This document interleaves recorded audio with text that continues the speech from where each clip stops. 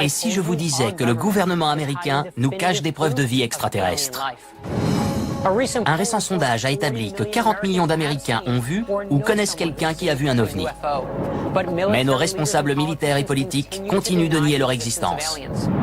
Aujourd'hui, des gens qui sont dans la place acceptent enfin de briser le silence et de nous révéler ce qu'ils savent et pourquoi ils l'ont caché. De tous les sujets que vous m'avez demandé d'aborder, voici l'un des plus brûlants. Que c'est le gouvernement de la vie extraterrestre? Je m'appelle Brad Meltzer et j'ai toujours adoré les histoires. En particulier celles qui parlent de signes, de symboles, de codes et de messages secrets. Certaines sont au cœur de mes romans, mais elles ne révèlent que la partie émergée de l'iceberg. Aujourd'hui, avec mon équipe, nous allons enquêter plus en profondeur. Bienvenue dans Codebreaker.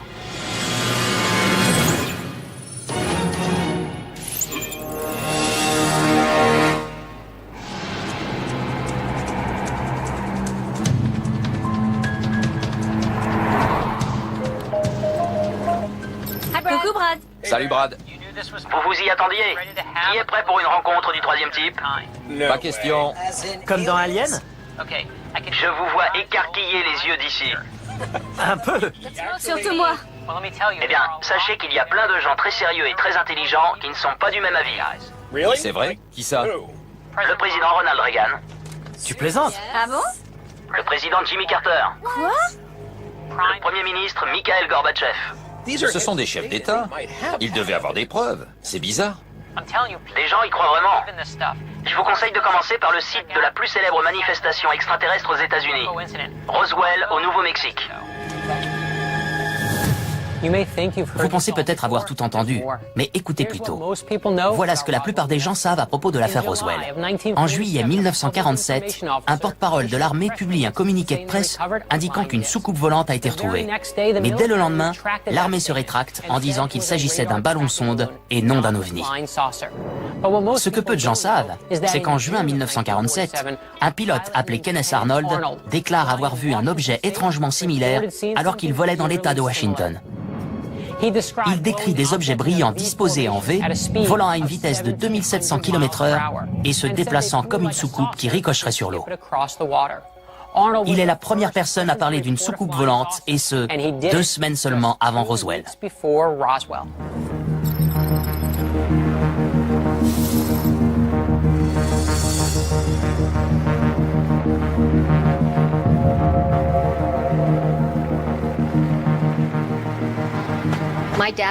Mon père s'appelait Walter Haut.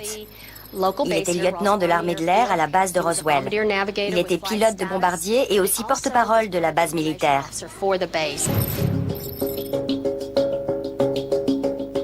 Le 8 juillet 1947, le colonel Blanchard l'a convoqué pour lui demander de publier un communiqué de presse déclarant qu'ils avaient trouvé une soucoupe volante. Le communiqué disait « On a une soucoupe volante en notre possession et on l'a remise à notre état-major ». Mais il y a eu un démenti. Le lendemain, le général Rémy déclarait qu'il s'agissait d'un ballon-sonde, qu'il y avait eu une erreur. Et à partir de là, l'affaire a été classée secrète. Voilà le nœud de la question. Peut-être s'agissait-il d'un ballon-sonde. Et pour le confirmer, il faut demander à Walter Haut ce qu'il a vraiment vu. Il y a une chose que vous devez savoir. À l'époque de Roswell, les ballons-sondes étaient en néoprène, un caoutchouc élastique et léger, et pesaient moins de 500 grammes.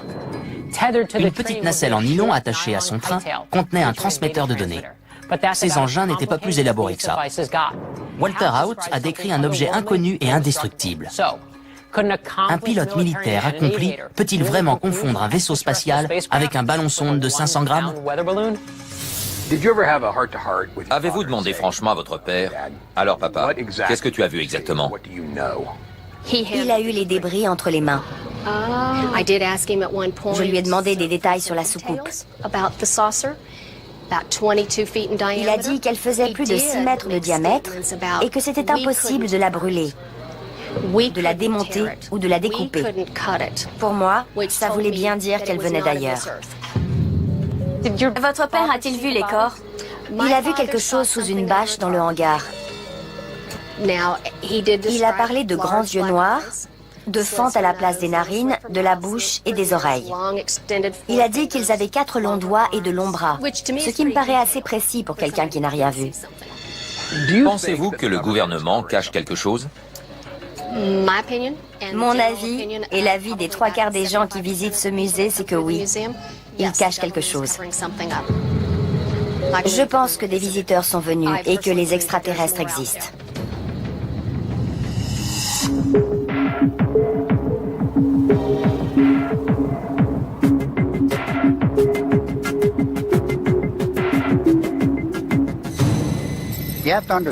Il faut savoir qui était en garnison ici. C'était la 509e escadre de bombardiers, celle qui avait lâché des bombes atomiques sur Hiroshima et Nagasaki à la fin de la guerre. Ce n'étaient pas des soldats comme les autres, c'étaient les meilleurs pilotes. Et ils auraient été capables de larguer des bombes atomiques, mais pas de faire la différence entre un ballon sonde et une soucoupe volante. Je n'y crois pas. Le bâtiment derrière nous est le hangar 84. En 1947, les débris retrouvés au ranch à 95 km au nord-ouest d'ici ont été rapportés et stockés ici pendant un temps. Des témoins disent aussi avoir vu des corps dans ce hangar. Un corps provenant de l'accident? La plupart des gens avec lesquels je me suis entretenu ont parlé d'humanoïdes. Walter Haut m'a dit qu'il avait vu un corps étendu sur le sol, partiellement recouvert d'une bâche, de la taille d'un enfant de 12 ans environ. Ils ont l'anatomie d'un être humain, mais des yeux plus grands, une tête plus grosse. On m'a aussi parlé de 4 doigts au lieu de 5, très minces. Ils ne ressemblent à rien de connu. Quel est votre sentiment sur cet humanoïde? D'après les témoignages que j'ai recueillis au cours des 15-20 dernières années, je dirais qu'il n'a rien de terrestre. Vous vous dites peut-être que ces témoignages ont été influencés par l'imagerie et les films de l'époque. Les grands yeux, la tête ovale, la peau grise, on dirait un extraterrestre tout droit sorti d'un film de SF. Mais en fait, la plupart de ces films sont sortis après ces manifestations extraterrestres. Et ils se sont souvent inspirés des descriptions données par les témoins. Alors, qui est apparu en premier? La poule ou le petit œuf vert? Qu'est-il arrivé aux débris qu'ils ont retrouvés? Ils auraient été expédiés à Dayton, dans l'Ohio, à la base de Wright-Patterson. Aujourd'hui, ils sont probablement dans la zone 51 pour plus de sécurité. Vous dites que la zone 51 abrite sans doute encore des débris de l'engin qui s'est écrasé près d'ici? Absolument. C'est dur de pénétrer dans la zone 51? C'est impossible. J'y suis allé en 2006. Une route de terre de 20 km y mène. Il n'y a pas de clôture, mais une entrée et des panneaux. Un des panneaux dit que l'usage de la force est autorisé, et je le crois. Des F-16 et des hélicoptères surveillent la zone. Des boules en haut de certains poteaux signalent aux pilotes où se trouvent les limites. Et il y a une caméra de surveillance sur un petit poteau de 9 mètres. Vous me donnez envie d'y aller. N'en doute pas. Est-ce qu'on peut se cacher? Non. Et ils vous voient arriver. Cette route de 20 km, quand je suis arrivé à l'entrée, ils connaissaient déjà certainement mon numéro d'immatriculation et mon identité. En y allant, vous risquez la prison et d'être surveillé jusqu'à la fin de vos jours.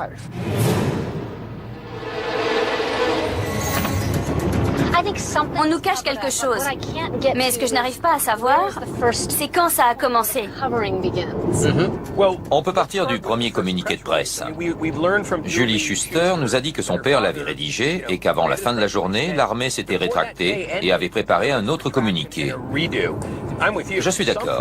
Il s'est passé quelque chose, mais quoi exactement? Un objet volant bizarre. Ils diffusent des informations et ils se disent que finalement, il ne faut rien laisser filtrer. Et ça fait 60 ans que ça dure. À partir de là, on peut se demander ce que la zone 51 cache d'autre. C'est un territoire immense. On est tous d'accord sur un point. Quelque chose s'est écrasé à Roswell en 1947 et ce n'était pas un ballon sonde. Oui, et on est aussi tous d'accord pour dire qu'on doit aller dans la zone 51.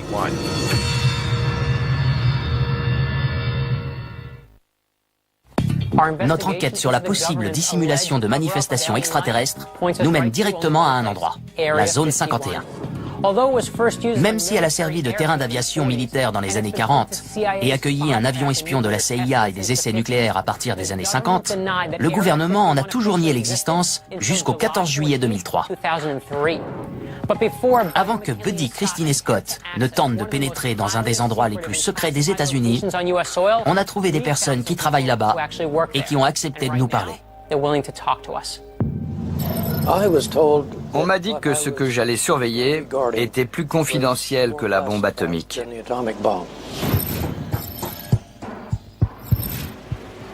Et qu'est-ce que vous surveillez? On nous a parlé d'un avion d'observation météorologique. Vous aviez beau être chargé de la sécurité, on ne vous disait pas exactement ce que vous deviez surveiller. En effet, et c'était bien normal. Voilà un homme passionnant. Il est une des toutes premières personnes à avoir travaillé dans la zone 51. Il a reçu pour consigne de garder le silence dès son premier jour, en 1957, et cette consigne a officiellement toujours cours. Donc même si j'ai très envie qu'il nous dise tout ce qu'il sait, il se plie encore aux ordres reçus. C'est très respectable. Mais cela va-t-il nous empêcher de lui demander ce qu'il a vu? Certainement pas. Aviez-vous accès à toute la zone? Pouviez-vous aller où vous vouliez? Non, il y avait un bâtiment, un hangar dont l'accès était limité. Seule une demi-douzaine de personnes pouvaient y entrer. Vous n'avez jamais vu ce qu'il cachait? Si.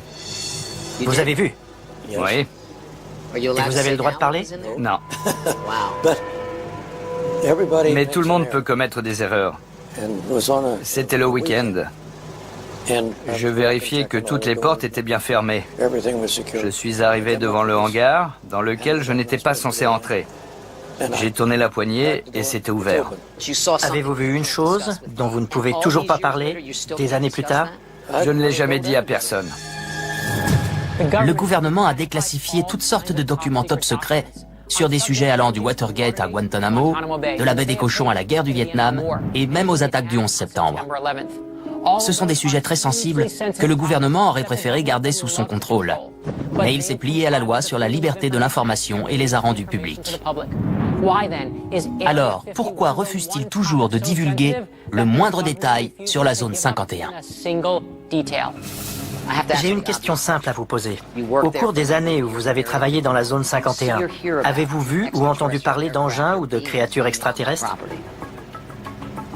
Non. Jamais. Non. Vous le diriez si c'était le cas? Non. Et les autres membres du personnel, ils gardaient tous le silence aussi scrupuleusement que vous? Je n'ai pas envie de vous suivre sur ce terrain qui est très sensible. C'est une question de sécurité nationale. Après mon départ, il aurait mieux valu que le secret de la mission de Bob Lazar soit mieux gardé. Car beaucoup moins de gens seraient au courant aujourd'hui. Bob Lazar est une figure fascinante et controversée. Quand on parle de lui, on a du mal à distinguer la fiction de la réalité. Il dit être un physicien diplômé des plus grands instituts technologiques des États-Unis. Il aurait créé un véhicule avec un moteur d'avion capable de rouler à plus de 320 km/h.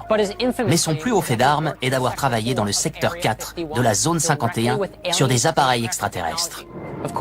Bien sûr, le gouvernement nie cette information et les prestigieuses écoles où il est censé avoir étudié disent n'avoir aucune trace de lui. Pour sa défense, Bob Lazar dit que le gouvernement s'est débarrassé de tous ses dossiers quand il a parlé aux médias des 9 disques volants de la zone 51. Et c'est là que ça devient intéressant. Il ne prétend pas seulement avoir vu des engins extraterrestres, il dit aussi avoir vu des extraterrestres.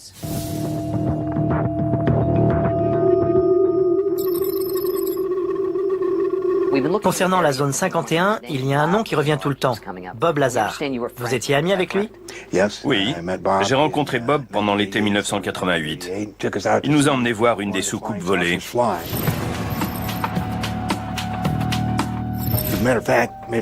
D'ailleurs, j'ai dressé une petite carte. Et c'est ici qu'on avait garé le camping-car. Vous avez pris un camping-car pour aller voir une soucoupe volée? Exact. Avec Bob Lazar. Oui, j'ai installé mon télescope. On était à peu près dans cette position. On a regardé en direction des montagnes et on a vu cette soucoupe arriver et aller vers la gauche, vers la droite. Ça arrivait souvent? Tous les jours. John Lear était un homme modeste. C'est moi qui vais vous donner son pédigré. Il est un des meilleurs pilotes de l'histoire des États-Unis. Il a conduit 150 types d'avions différents. Il est le seul pilote à avoir décroché tous les brevets délivrés par la Direction générale de l'aviation civile. Il détient 18 records mondiaux de vitesse. Il a rempli des missions pour la CIA. Et son père, Bill Lear, a inventé un avion appelé Learjet. Alors quand on parle aviation, peu de personnes sont aussi qualifiées que John Lear. S'il y a effectivement des soucoupes volantes et des extraterrestres dans la zone 51, qu'est-ce qu'ils en font? On utilise la technologie que les extraterrestres nous fournissent. On étudie leurs engins pour comprendre comment les fabriquer. C'est ça, on fait appel à la rétro-ingénierie. Mais ils ont des millions d'années d'avance sur nous. Pensez-vous que l'entreprise de votre père a participé à ces recherches après l'accident de Roswell? J'en suis convaincu. Au début de sa carrière, mon père était à la tête d'une entreprise spécialisée dans l'électronique. Ensuite, il a créé sa propre entreprise et il était très impliqué dans tout ce qui se passait. Il a participé à différents projets. Une minute. Si John Lear dit vrai, alors on a une réponse. Pourquoi le gouvernement veut-il nier l'existence des extraterrestres? Parce qu'ils leur empruntent leur technologie. Et avant de lever les yeux au ciel, pensez un instant au contexte historique. On est alors en pleine escalade de la guerre froide qui se livre à grand renfort d'espionnage, de science et d'armes futuristes. Dans ce contexte, n'est-il pas naturel qu'un pays fasse tout ce qu'il peut pour conserver un avantage technologique sur son ennemi? Une chose est sûre, en juillet 1947, un objet atterrit à Roswell et est rapidement évacué par l'armée. 3 mois plus tard, Chuck Yeager accomplit un exploit que les scientifiques pensaient jusque-là impossible. Il franchit le mur du son en atteignant la vitesse de 1240 km/h. John Lear prétend que son père a eu des contacts avec des extraterrestres et créé le premier téléphone portable dans les années 1940. C'était avant la télévision en couleur, les valises à roulettes, et à une époque où les médecins pensaient que les cigarettes étaient bonnes pour la santé. En 1969, l'entreprise de John Lear fait un petit pas pour l'homme, un grand pas pour l'humanité, en inventant un téléphone portable que Neil Armstrong utilisera pour envoyer un message depuis l'espace. Vous me suivez ? John, la plupart des gens qu'on a rencontrés et qui étaient chargés de la sécurité de la zone 51 refusent de dire ce qu'ils ont vu. Pourquoi Bob Lazar a-t-il brisé le silence? Il estimait que la population devait savoir ce qui se passait. Qu'un fait aussi important, qui concernait chacun d'entre nous, ne pouvait pas être gardé secret. Permettez-moi de faire une petite parenthèse. Savez-vous ce qu'a fait Bob Lazar après ses prétendues rencontres avec des extraterrestres? Il a créé une société qui vend des produits scientifiques, comme du minerai radioactif, des aimants surpuissants et de l'aérogel, le matériau le plus léger au monde. Sa densité est si faible qu'il n'est que 3 fois plus lourd que l'air, mais il peut supporter 1000 fois son poids et son point de fusion est de 1204 degrés Celsius. Je sais que ça peut paraître fou, mais les gens qui prétendent avoir été en contact avec des extraterrestres parviennent souvent à élaborer des matériaux et des technologies jusque-là inédits. Comment peuvent-ils garder un secret si longtemps? Ils savent très bien garder un secret. Ils en avaient déjà l'habitude bien avant l'affaire Roswell. Ils ont tellement bien tout dissimulé que rien ne transpirera tant qu'ils ne l'auront pas décidé. Vous n'avez pas idée de tout ce que vous ignorez. Jusqu'ici, notre enquête sur ce qui semble être une dissimulation de manifestations extraterrestres par le gouvernement américain nous a permis de recueillir d'incroyables témoignages sur des engins et des corps extraterrestres. Officiellement, tout ce que le gouvernement accepte de dire sur la zone 51, c'est qu'il s'agit d'un site d'exploitation dans le Nevada. Mais on a eu la confirmation que l'armée de l'air et la CIA y testaient des avions et des armes. Certains disent que cet endroit abrite aussi des débris de l'OVNI et des extraterrestres qui ont péri en s'écrasant sur Terre. D'autres avancent même que ces extraterrestres ne sont pas morts. La zone 51 n'apparaît jamais sur les cartes officielles du gouvernement, ni sur les cartes aériennes ou marines. Mais selon la rumeur, il existerait une compagnie aérienne secrète pour transporter les employés du site. L'aéroport se trouverait sur un terrain d'aviation totalement caché au regard, sauf si on sait regarder.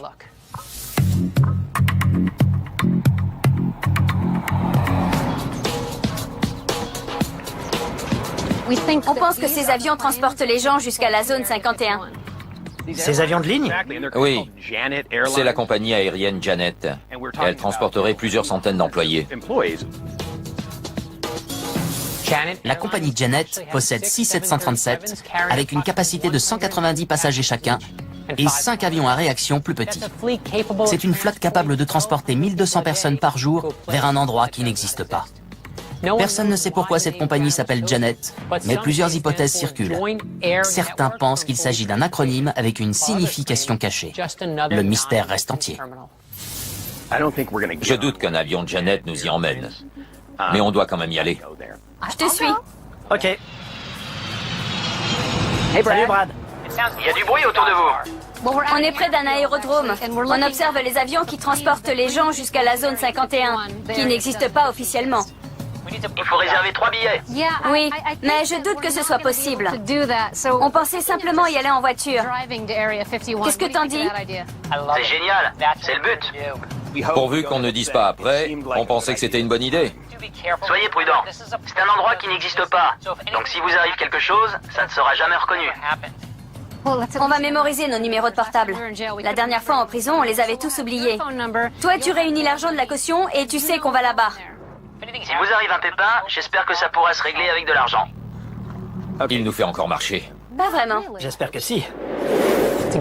Pour accéder à la zone 51, il faut emprunter une route appelée route 375, mais que tout le monde surnomme la route extraterrestre. La zone 51 se trouve juste à côté de la région de Yucca Flat, où ont été pratiqués plus de 700 essais nucléaires, mais aussi à proximité du site de stockage des déchets nucléaires de la montagne Yucca, à 70 km au sud-ouest. Au centre de la zone 51, c'est en Groom Lake, un lac salé d'environ 5 km de diamètre. Sur son rivage sud, il y a des pistes d'atterrissage, un dortoir, une caserne de pompiers et même des terrains de baseball et des cours de tennis. La zone 51 compte davantage de hangars qu'une base militaire classique, sans doute pour que rien ne soit visible depuis le ciel.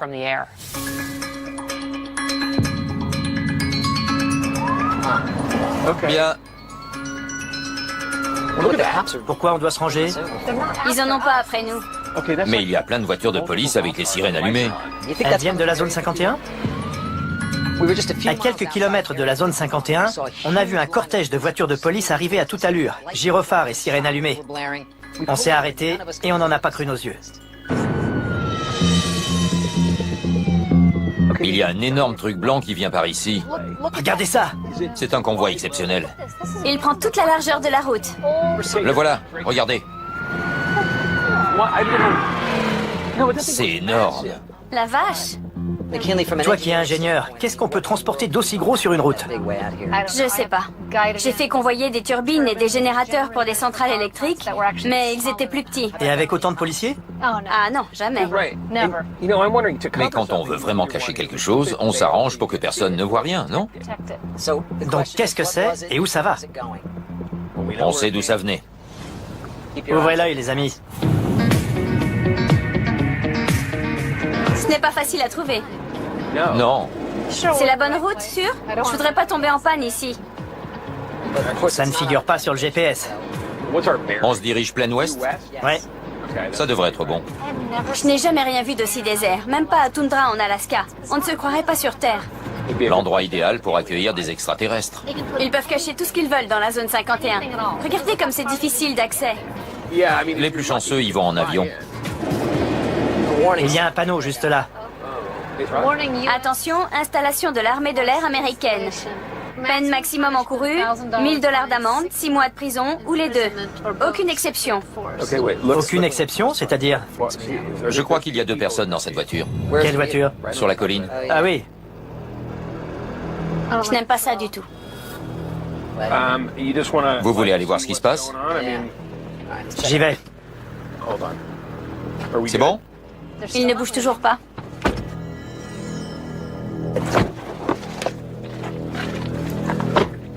Interdiction d'entrée sans l'autorisation du commandant. Quelqu'un a l'autorisation? Pas moi. Moi non plus. Ça a même donné un nom. Champ de tir de Nellis. C'est une couverture. De la foutaise. Ah bon? Un champ de tir, tu parles? Chacun a son opinion sur la zone 51. Mais il y a une chose sur laquelle tout le monde est d'accord, il ne plaisante pas avec la sécurité. On savait qu'il fallait être très prudent. Il y a une route ici, et aucun panneau interdisant l'accès. On pourrait grimper en haut de la colline. Oui. On serait peut-être assez haut pour voir l'installation. Vérifions bien qu'il n'y a pas de panneau. Je ne vais pas quitter la voiture des yeux, car si elle démarre, il faudra déguerpir. Il y a une autre caméra de surveillance là-haut. C'est bizarre, elle ressemble un peu à des cactus. On voit mieux d'ici. On se rapproche de la voiture. Je n'aime pas ça. Cet endroit est incroyable. Regardez, il faut vraiment connaître pour pouvoir s'y retrouver. Une des choses les plus fascinantes concernant la zone 51 est qu'elle a été construite au-dessus d'une mine d'argent. Ça veut dire qu'il y a tout un réseau de tunnels et de grottes dans le sous-sol. Les éléments les plus sensibles et top secrets sont peut-être sous terre. Il y a des caméras de surveillance sur la gauche, un véhicule sur la colline devant nous avec 2 hommes à l'intérieur et un panneau d'information en haut de la montagne la plus élevée. C'est une cachette idéale, mais il n'y cache pas forcément des engins spatiaux. Il peut y avoir n'importe quoi. La voiture a démarré. Elle vient vers nous. On redescend? Oui. On retourne à la voiture. On ferait mieux d'accélérer. Ça ne me plaît pas du tout. Ils nous suivent. Allez, on se dépêche. On démarre, vite.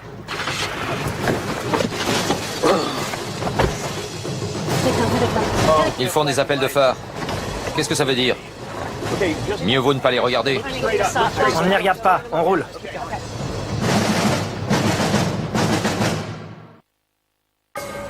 On cherche des preuves de vie extraterrestre. Mais on a découvert que le gouvernement les avait peut-être déjà trouvées. Maintenant, la question est de savoir de quelles informations ils disposent et pourquoi ils refusent de les divulguer.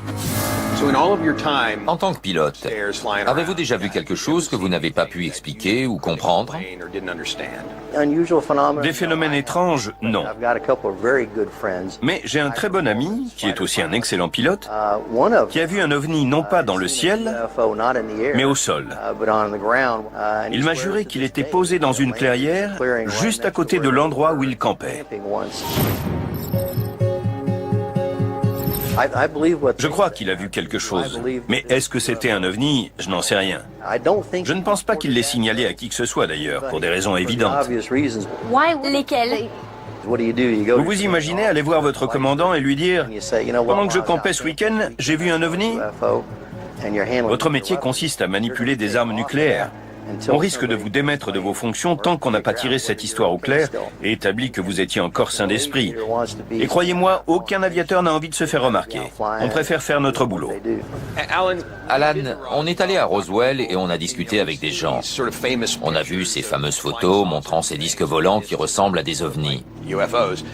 Comment expliquez-vous ces images et les ovnis? Eh bien, dans l'armée de l'air, ils avaient un projet appelé Blue Book. Tous les objets volants non identifiés étaient étudiés par cette commission. Le projet Blue Book était une commission secrète de l'armée de l'air créée en 1952 afin de déterminer si les ovnis constituaient une menace pour la sécurité du pays. 12 618 rapports ont été étudiés. Et quand les conclusions ont été rendues publiques, les membres de la commission ont prétendu avoir écarté 97% des manifestations. Sauf qu'on a appris plus tard que 22% d'entre elles restaient inexpliquées. Mais ce n'est pas tout. Devinez qui a retourné sa veste en cours de route. L'expert scientifique du projet, le docteur J. Allen Hynek. Il ne croyait pas du tout aux ovnis quand il a intégré la commission, mais il a changé d'avis. Il a même taxé ses homologues de l'armée d'apathie et d'ignorance, car confronté à un phénomène inexplicable, il prétendait systématiquement qu'il s'agissait d'oiseaux ou de ballons. There has been no evidence that unidentified flying objects are a threat to our national security. Il a déclaré, le projet Blue Book n'a pas enquêté sur l'inexpliqué, mais fournit des explications sans enquêter. Donc vous dites qu'il existe des phénomènes inexpliqués? Oui. Et des ovnis? Oui. Et ça vaut la peine de les étudier jusqu'à ce qu'on trouve des explications. Mais il se produit sans cesse de nouveaux phénomènes qu'on n'arrive pas à comprendre. Le gouvernement prétend ne disposer d'aucune preuve de vie extraterrestre dans ses dossiers. Mais ce sont seulement les dossiers dont il accepte de parler.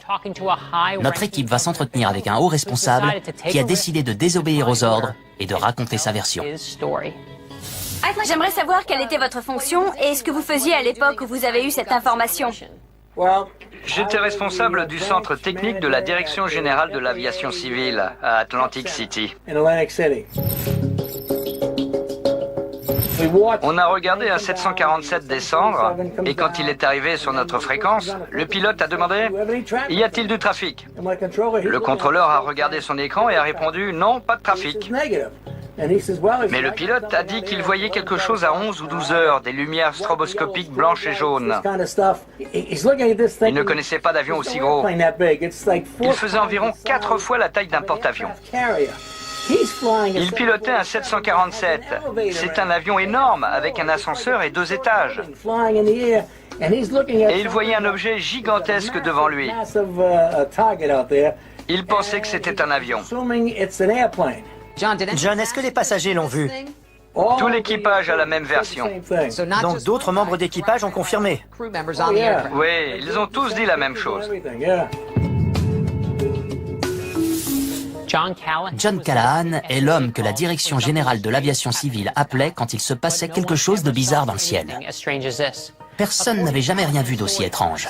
Selon lui, un 747 a été approché par un ovni tellement gros que le radar l'a pris pour un front météorologique. Il a décrit un engin sphérique et lumineux. Le plus étonnant étant la manière dont il se déplaçait. L'ovni glissait si vite dans les airs qu'il apparaissait à des kilomètres devant l'avion à un moment et à des kilomètres derrière l'instant d'après. L'incident inquiète tellement les supérieurs de John Callahan qu'ils préviennent immédiatement la Maison-Blanche et convoquent l'équipe d'investigation de Reagan. Le président avait lui-même déclaré avoir vu un ovni depuis un avion au-dessus de Bakersfield en 1974, bien avant d'être élu. Il a dit « C'était une lumière très blanche. On l'a suivie jusqu'à Bakersfield et tout à coup, à notre grand étonnement, elle a disparu dans le ciel. » J'ai été convoqué par l'état-major. L'amiral m'a fait venir et il m'a dit « Expliquez-moi en 5 minutes ce que vous avez découvert. » Je suis allé dans son bureau, je lui ai parlé pendant 5 minutes et il a dit à un de ses assistants « Annulez tous mes rendez-vous de ce soir, on les reporte à la semaine prochaine. » Et après il s'est tourné vers nous « Je vais aller voir Reagan. On va confier ça à son équipe scientifique. » Le dossier s'est donc retrouvé entre les mains des 3 experts. Ils ressemblaient à Einstein, avec leurs longs cheveux gris mal peignés.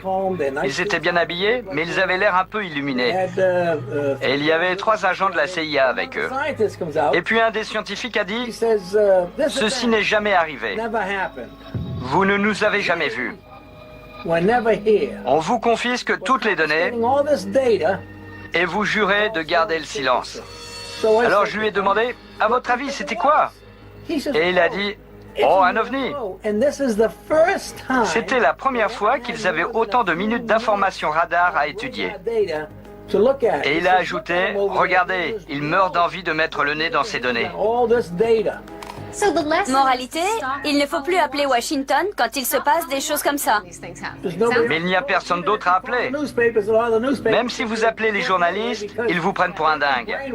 Car on leur a fait croire que si les ovnis existaient, le gouvernement le saurait et le dirait.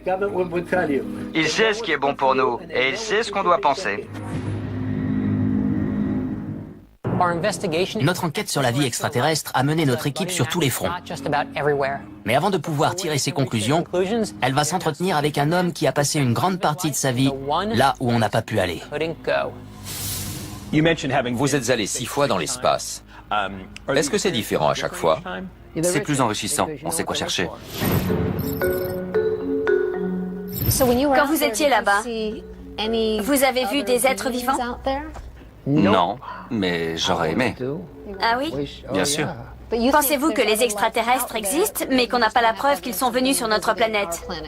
Chaque fois qu'on a une image du télescope Hubble, on a 2000 galaxies multipliées par 100 milliards d'étoiles, soit 2000 fois 100 milliards. Donc, sur une seule image du télescope Hubble, on a 200 millions d'étoiles. Et pour chaque nouvelle image, on a encore des centaines de millions d'autres étoiles. La probabilité est donc...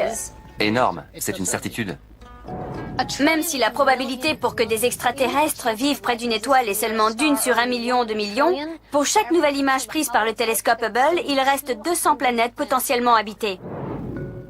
Ce qui est très intéressant à propos de la Terre, c'est la pression atmosphérique, la quantité d'eau et sa proximité avec le Soleil.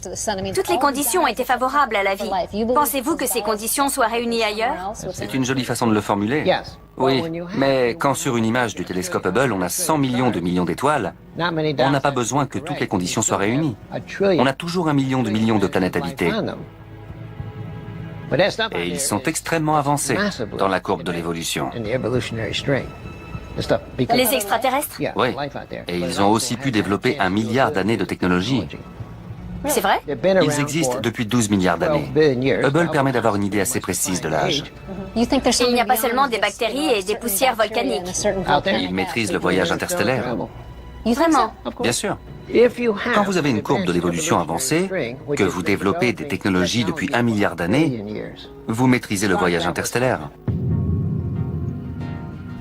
Donc vous pensez que si on a été capable en 200 ans de passer des presses actionnées par des bœufs à l'ère d'Internet et des smartphones, Moi, par exemple, quand j'étais enfant, il y avait encore des locomotives à vapeur. et vous êtes devenu astronaute, De la loco à l'espace. une autre forme de vie a pu accomplir beaucoup en 1 milliard d'années. Absolument. Aujourd'hui, il y a plus d'informatique dans un téléphone portable qu'il n'y en avait dans Apollo 11. Et c'est pourtant ce qui a permis à l'homme d'aller sur la Lune. Ce sont des progrès énormes qui ont marqué un grand nombre d'entre nous. Alors imaginez de quoi on sera capable dans 10, 100 ou 1000 ans. Mais ce n'est pas ce dont parle notre astronaute. Lui se projette dans 1 milliard d'années, quand nos descendants considéreront notre époque comme on considère aujourd'hui les hommes des cavernes. Story, si vous êtes si sûr que d'autres formes de vie existent et sont capables de voyager d'étoile en étoile, pourquoi ne sont-elles pas venues nous voir? Tout d'abord, il faut regarder les statistiques. Oui, le voyage interstellaire existe, mais il y a une foule d'endroits où aller. Les distances sont énormes. Vous en êtes sûr? J'en suis convaincu, mais je n'en ai pas la preuve. C'est statistique. C'est la force de la vie. On a 4 millions d'espèces ici. La vie n'a pas créé qu'une poignée d'espèces. Elle a créé des espèces capables de survivre en très grand nombre. Et elle a disposé d'un temps très long. Donc la vie est partout. Quelque part ailleurs qu'ici. Oui. L'équipe a enquêté sur les manifestations extraterrestres les plus connues et obtenu des informations peu connues. Ses interlocuteurs étaient crédibles, mais leurs histoires incroyables. Voilà mes conclusions après ce que nous avons découvert. La Direction générale de l'aviation civile, la CIA et l'armée de l'air n'autorisent pas d'enquête scientifique transparente. Je suis convaincue qu'ils essaient de contrôler les informations. Est-ce qu'ils dissimulent des preuves de vie extraterrestres? Je ne pense pas qu'ils aient de preuves. Ils manquent de connaissances. Ils essaient de comprendre avant tout le monde ce qui se passe, mais ils ont du mal. Je suis d'accord jusqu'à un certain point. Je pense qu'il existe largement assez de preuves, mais que le gouvernement les garde secrètes. Pour commencer, on a le témoignage très crédible d'un pilote japonais qui a décrit ce qui ne peut être qu'un vaisseau spatial. Ce type avait tout à perdre en racontant ce qu'il a vu. Des sources militaires fiables ont dit avoir été informées qu'une soucoupe volante s'était écrasée à Roswell, mais elles ont dû changer de version. Qu'on essaye de garder des secrets militaires pour notre sécurité, c'est une bonne chose. Mais je pense qu'il existe des preuves crédibles, comme l'a montré notre enquête. Est-ce que je pense que le gouvernement cache des preuves de vie extraterrestre? Non. Je pense qu'il cache l'existence d'ovnis. Car les ovnis sont des objets qu'on n'est pas encore capable d'expliquer. Je suis tout à fait prêt à admettre que quelque chose s'est écrasé à Roswell et que le gouvernement s'est empressé de changer de version. Ce qui m'a vraiment fait réfléchir, c'est mon entretien avec Richard Mingus. Il était chargé de la sécurité dans la zone 51 et il avait accès à tous les espaces de la base, excepté un. Il y avait un hangar où il n'avait pas le droit d'aller. Il y a quand même jeté un coup d'œil et il a vu quelque chose dont à ce jour il ne peut toujours pas parler. Je pense qu'il y a d'autres formes de vie en dehors de notre planète. On ne peut même pas imaginer l'ampleur de l'univers.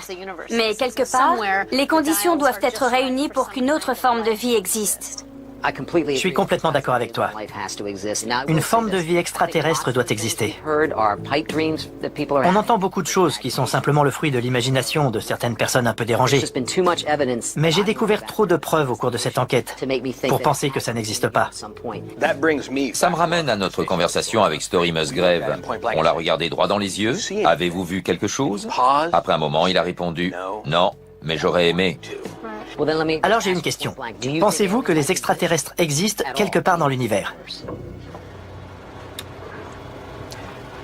J'ai vu un ovni. Tu plaisantes. On ne dit pas facilement qu'on a vu un ovni pour tout un tas de raisons. De peur de passer pour un dingue. Oui, j'étais enfant. Je devais avoir 8 ans. J'étais en voiture avec ma famille. Mon père a regardé le ciel et il s'est immédiatement arrêté. Il y avait un énorme objet brillant et ovale dans le ciel. Il était éclairé de l'intérieur. On aurait dit qu'il y avait des flammes tout autour. On s'est arrêté. Beaucoup d'autres voitures se sont arrêtées aussi. Tout le monde avait les yeux rivés sur cet objet et personne n'avait la moindre idée de ce que c'était. Je vais être franc, Buddy. Si tu m'avais raconté cette histoire avant qu'on commence cette enquête, je me serais inquiété pour ta santé mentale. Mais après tout ce qu'on a appris, tout ce qu'on a vu et tout ce que les gens nous ont dit, c'est incroyable. C'est une des choses les plus incroyables qui me soit arrivée dans mon enfance. Je ne fais pas de cauchemar ni rien du tout, mais ça m'interpelle. Est-ce que ça venait d'une autre planète? Ouais. Je n'en sais rien. La plupart des étoiles de notre univers sont à plus d'1 millier d'années-lumière. Ça veut dire qu'il faudrait 1 millier d'années à un extraterrestre pour arriver jusqu'ici. Les physiciens pensent que la lumière est l'agent le plus rapide de l'univers et que c'est impossible pour quoi que ce soit d'autre d'aller plus vite. Mais ils pensaient aussi que c'était impossible d'aller plus vite que le son, jusqu'à ce que Chuck Yeager leur apporte la preuve du contraire en 1947, en franchissant le mur du son. On pensait que c'était physiquement impossible de parcourir 1500 mètres en moins de 4 minutes, jusqu'à ce que Roger Bannister y parvienne en 1954. Ce n'est pas parce qu'un fait ne s'est jamais produit qu'il est impossible. J'ai envie de croire qu'on n'est pas les seuls êtres vivants dans l'univers. Ronald Reagan a dit qu'il avait vu un ovni, tout comme Jimmy Carter. Et Stephen Hawking, un des plus grands physiciens de tous les temps, estimait que c'était une impossibilité mathématique de considérer qu'il n'y avait pas d'autre forme de vie. Écoutez bien ce qu'il disait, car il donnait en même temps un avertissement. Il suffit de nous regarder pour voir comment une vie intelligente peut se développer en quelque chose que nous n'aimerions pas rencontrer. Et il poursuit, si des extraterrestres venaient nous rendre visite, je crois que le résultat serait semblable à celui de l'arrivée de Christophe Colomb en Amérique, qui ne s'est pas très bien terminé pour les Amérindiens. Donc, même si on a très envie d'y croire, la prudence est de mise.